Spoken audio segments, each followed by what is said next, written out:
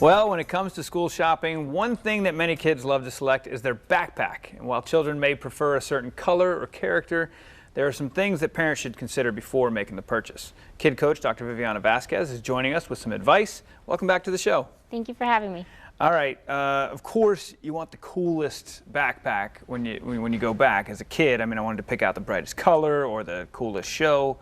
But what should parents be looking at as their child is picking out the right style? Right. So you want it to be functional. Of course, they have to like it because they're going to be using it, but it has to be functional. So the things that you want to be looking for are the straps. It's super important that they're wider straps and that they're padded. So your child, if they're going to be walking back and forth to school, you want to make sure that they're wearing something that's not going to affect their posture.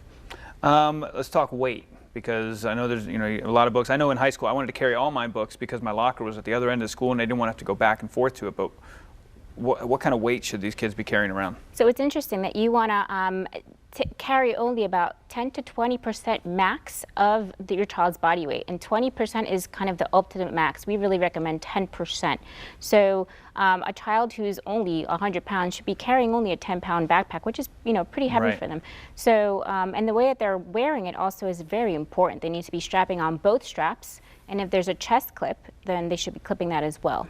Yeah, because I noticed that too. A lot of times the easiest way to pick the backpack up is keep it loose and throw it over your shoulder, but then they don't tighten it once it gets on. Right. So they need to be taught and educated on how to wear their backpack. Like I said, if they've got to wear both straps, a chest clip if they have it, and some backpacks even have a waistband, which is super important to distribute the load that they're carrying on their back.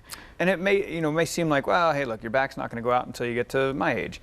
What are some of the damage that it can cause? Sure. So we can see a lot of shoulder strains, neck strains, back strains, and so you can get headaches from all these things too, and that can lead to having a difficult time concentrating in school if you're getting headaches from all this strains on your back and poor posture.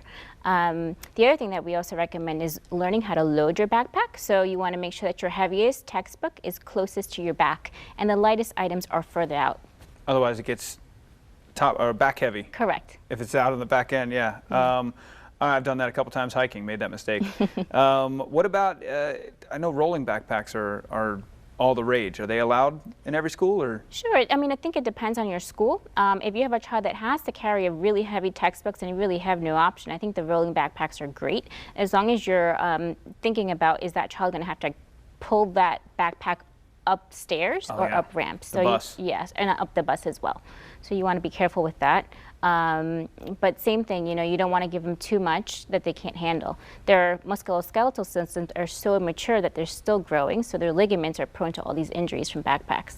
All right, all good information as always. And you can see this segment again. Appreciate your time again, Doc. Thank you. And you can see this segment again on our website. All you got to do is go to firstcoastliving.net.